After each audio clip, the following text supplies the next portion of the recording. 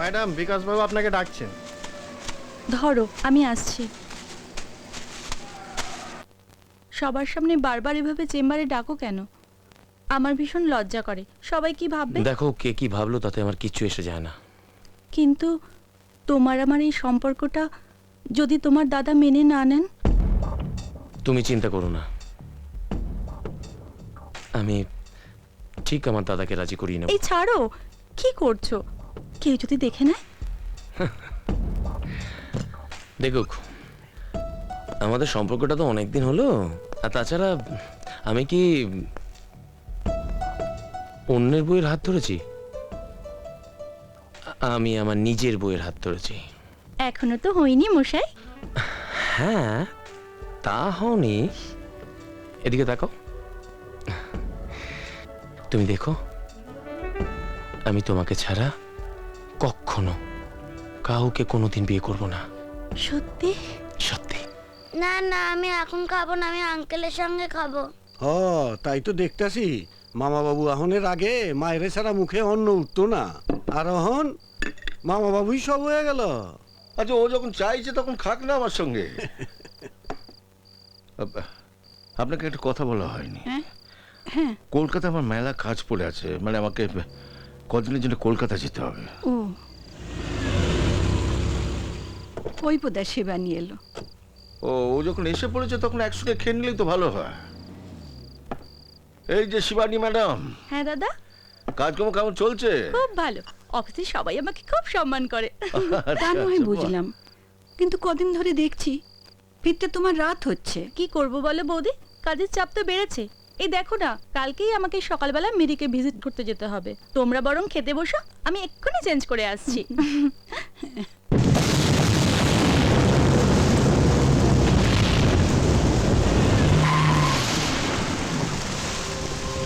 এই বৃষ্টিতে পাহাড়ি রাস্তায় গাড়ি চালানোটা উচিত হবে না। ওখানটায় গেলে কেমন হয় বলো তো? চলো ওখানে একটু ওয়েট করি, বৃষ্টি থামলে বেরিয়ে যাবো। ঠিক আছে। চলো ডার্লিং, এই দেখে নেবো কিন্তু।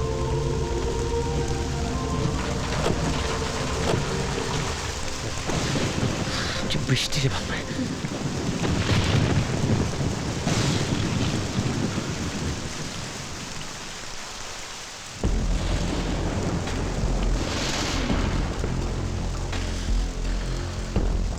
ইস, অনেক দেরি হয়ে গেল। বৌদি নিশ্চয়ই খুব চিন্তা করছে জানো। কি করবো বলো তো, আজকে মিরিকের বাগানটা সার্ভে করতে যাওয়াটা খুব জরুরি ছিল। একটা কথা বলবো? কি? তোমাকে আজকে দারুণ দেখাচ্ছে। যা। যা।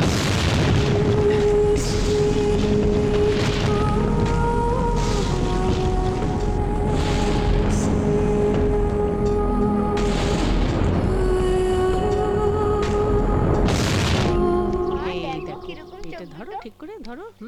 ধরো ধরো। হ্যাঁ, ভাবছি এই যে ধরো। বিকাশের বিয়েটা এবার দিয়ে দেব। হ্যাঁ, সে তো খুব ভালো কথা। পাত্রী দেখেছো? হ্যাঁ, তা মোটামুটি দেখাই আছে। আমাদের কলকাতার ঋষিকেশ বাবুর মেয়ে। ও, তা সে ভালোই তো। তাহলে একদিন ওদের এখানে ডেকে ফাইনাল করে নাও।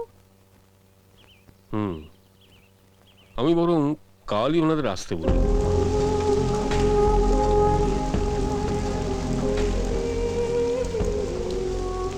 কি হলো? আমার না ভীষণ ভয় করছে জানো। মা, এখানে ভয়ের কি আছে? যদি কিছু আমি হয়ে তো যায়। আছি। শোনো শোনো, দেখো, আমি আজকেই তোমার কথা দাদাকে বলবো। কি হলো? উফ, এখনো তুমি এরকম বেজার মুখ করে থাকবে? একটু তো হাসো। নিজের মেয়ে বলে বলছি না, আপনারা দেখবেন ও আপনাদের মন একেবারে ভরিয়ে রাখবে। বাহ, খুব ভালো। তাহলে আমি বলছিলাম কি, সামনের মাসে 2 তারিখটা খুব শুভ দিন। ওই দিনই তাহলে 4 রাত এক করে দেওয়া যাক। 2 তারিখ? মাঝে মাত্র কটা দিন, এত তাড়াতাড়ি কি? আরে শুভ কাজে কি দেরি করতে আছে? কথায় বলে শুভস্য শীঘ্রম। হ্যাঁ, কিন্তু বিকাশের একটা মতামত তো নেওয়া উচিত। দেখো, বিকাশ কোনোদিনই আমার কথার অবাধ্য হয়নি। আর হবে না। কাকু কাকু কাকু দেখো তবু কারা অনেকগুলো এসেছে। বড় হয়েছে, নিজস্ব মতামত তো একটা আছে। আরে, এই তো ওই এসে গেছে এ কি আপনারা নিন, মিষ্টি নিন। হ্যাঁ নিশ্চয়ই নিশ্চয়ই। শোনো, বলছিলাম তোমার দাদা এনার একমাত্র মেয়ের সঙ্গে তোমার সম্বন্ধ ঠিক করেছেন, তাই এতে তোমার কোনো আপত্তি নেই তো? আমার না ভীষণ ভয় করছে জানো, এই মা, এখানে ভয়ের কি আছে? আমি তো আছি। যদি কিছু হয়ে যায়। শোনো শোনো, দেখো আমি আজকেই তোমার কথা দাদাকে বলবো। হুম?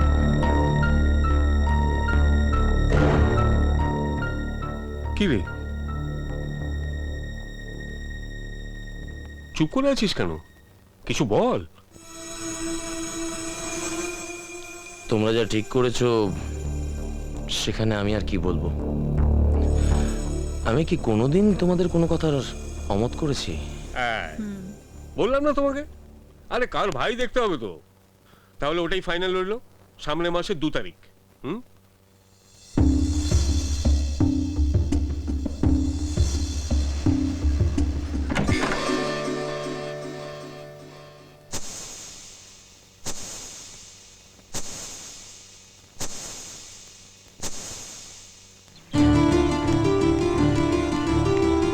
দাঁড়াও বিকাশ, দাঁড়াও।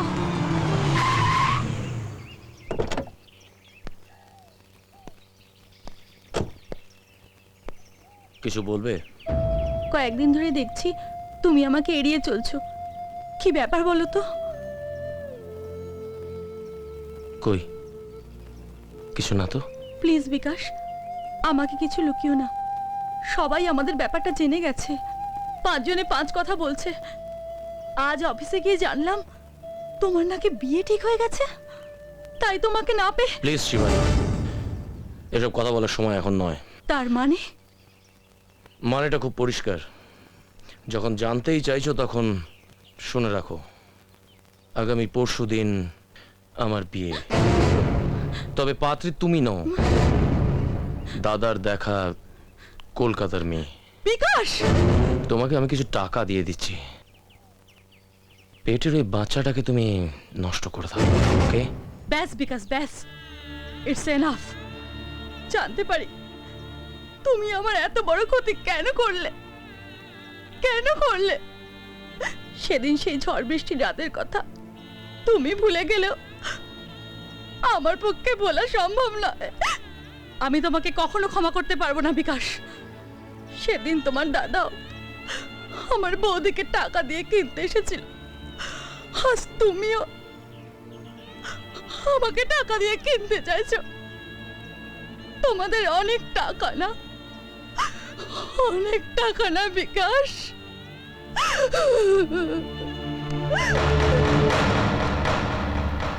কি বলছো তুমি ঠাকুরজি? এত কাণ্ড ঘটে গেল আর আমি তার বিন্দু বিসর্গও জানলাম না।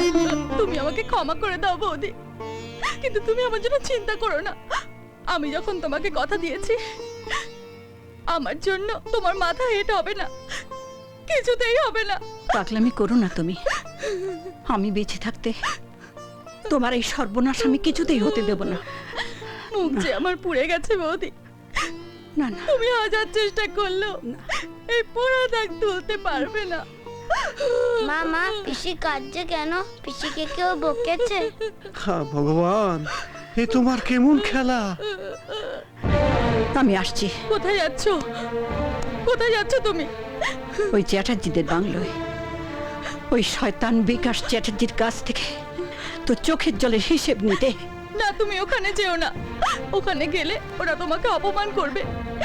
এই লাল সিঁদুর পরা আমার যে পোড়া কপালে নেই বৌদি। তোমার দাদা মারা যাবার খবর শুনে আমি আমার সিঁথির সিঁদুর মুছেছি, কিন্তু ঠাকুরজি, যে সিঁথিতে সিঁদুর এখনো ওঠেনি সেই সিঁথি আমি সাদা থাকতে দেব না। কাল যদি বিকাশ কাউকে সিঁদুর পরায়, তাহলে তোমাকেই পরাতে হবে, অন্য কাউকে নয়, অন্য কাউকে নয়। এসব কি আজগুবি গল্প শোনাচ্ছেন আপনি? এটা গল্প নয় প্রকাশবাবু, এটা সত্যি। বিশ্বাস না হলে বিকাশকে ডেকে জিজ্ঞাসা করুন না। এখন ভারতী দেবী, আপনার স্বামী তার প্রাণ দিয়ে আমার জীবন বাঁচিয়েছিলেন বলে এই নয় যে আমি আপনাদের অন্যায় দাবি মেনে নেব। আপনি ভুল করছেন প্রকাশবাবু, কথাটা অন্যায় দাবি নয়, কথাটা ন্যায্য অধিকার। থামুন, আপনার অধিকারের মাত্রাটা একটু বেশি হয়ে যাচ্ছে ভারতী দেবী। প্রকাশ চ্যাটার্জির ভাইয়ের বিয়ে হবে তার এক পেটি কর্মচারী বোনের সাথে, ভাবলেন কি করে? উনি যখন বলছেন তখন বিকাশকে একবার জিজ্ঞেস করি দেখো না। No, never. আমার ভাই এই কাজ করতেই পারে না। বিকাশ, সত্যি করে বলো, উনি যা বলছেন সেসব সত্যি? না। এসব তুমি কি বলছো বিকাশ? তুমি শিবানীকে ভালোবাসোনি? শিবানীকে নিয়ে তুমি ঘুরতে যাওনি? আমি? How funny! দাদা, তুমি এদের কথা একদম বিশ্বাস করো না। এটা ইদানিং কালে পাবলিসিটি পাওয়ার একটা নতুন প্ল্যান। দেখলে না কদিন আগে কোন এক বিখ্যাত লোকের ছেলের বিয়ের দিন একটা মেয়ে বাড়ির সামনে এসে হাত কাটলো। আপনার কথা শেষ হলে আপনি বাইরে যেতে পারেন। আপনাকে হাত জোড় করে বলছি, এত বড় ক্ষতি আপনারা আমাদের করবেন না। বিকাশ, ওনাকে সত্যি কথাটা বলো। হ্যাঁ বলবো, তবে দাদাকে নয়, দারোয়ানকে বলবো ঘাড় ধাক্কা দিয়ে যেন আপনাকে এখান থেকে বার করে দেয়। Now I say get out. বৌদিমণি, বৌদিমণি, সর্বনাশ হয়ে গেছে বৌদিমণি। শিবানী দিদিমণি। কি হয়েছে? কি হয়েছে শিবানীর? বল কি হয়েছে? শিবানী, শিবানী, শিবানী! তুমি সরো এদিকে, আমি দেখি।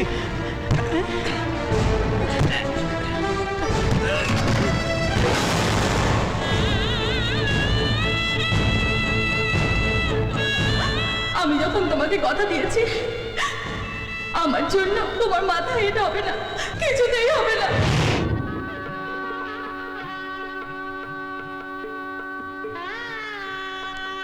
চল চল চল, আমরা আগে গাড়িতে উঠবো।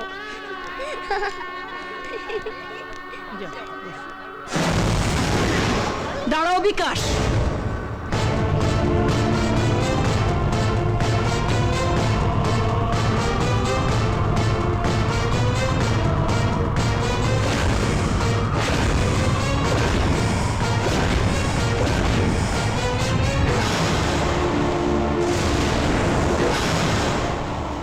কথায় বলে মরা মানুষের মুখ দেখে গেলে নাকি যাত্রা শুভ হয়।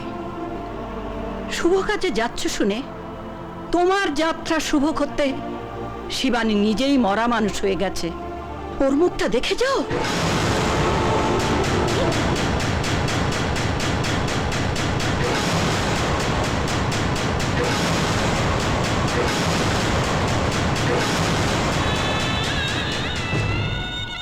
শিবানী তোমাকে এত ভালোবাসতো তা আমি বুঝতেও পারিনি। বলেছিলাম না প্রকাশবাবু, শিবানী বিকাশকে সত্যি ভালোবাসে। প্রমাণ মিলল তো।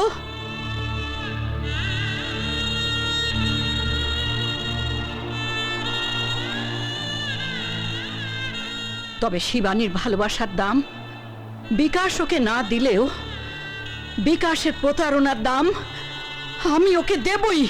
এসব কি নাটক আরম্ভ করেছেন আপনি? নাটক? নাটকের এখনো কিছুই দেখেননি প্রকাশ চ্যাটার্জি, এবারে দেখবেন। এই নাটকের প্রথম দৃশ্যটা লিখেছিল আপনার ভাই বিকাশ, আর শেষ দৃশ্যটা লিখবো আমি। You shut up! সিকিউরিটি, হ্যাঁ করে দাঁড়িয়ে দেখছিস কি? রাস্তা সরাব, লোকগুলো বেরিয়ে যাচ্ছে, আমাদের বেরোতে হবে। এই খবরদার! কি করছিস? খবরদার! শিবানীর দেহটা তুই ছুবি না, ছুবি না। ভারতী দেবী, আপনি কি পাগল হয়ে গেছেন? বিকাশ, তুই শিবানীর সাথে বাসর ঘরে যাসনি তো কি হয়েছে? আমি তোকে শিবানীর সাথে শ্মশানে পাঠাচ্ছি।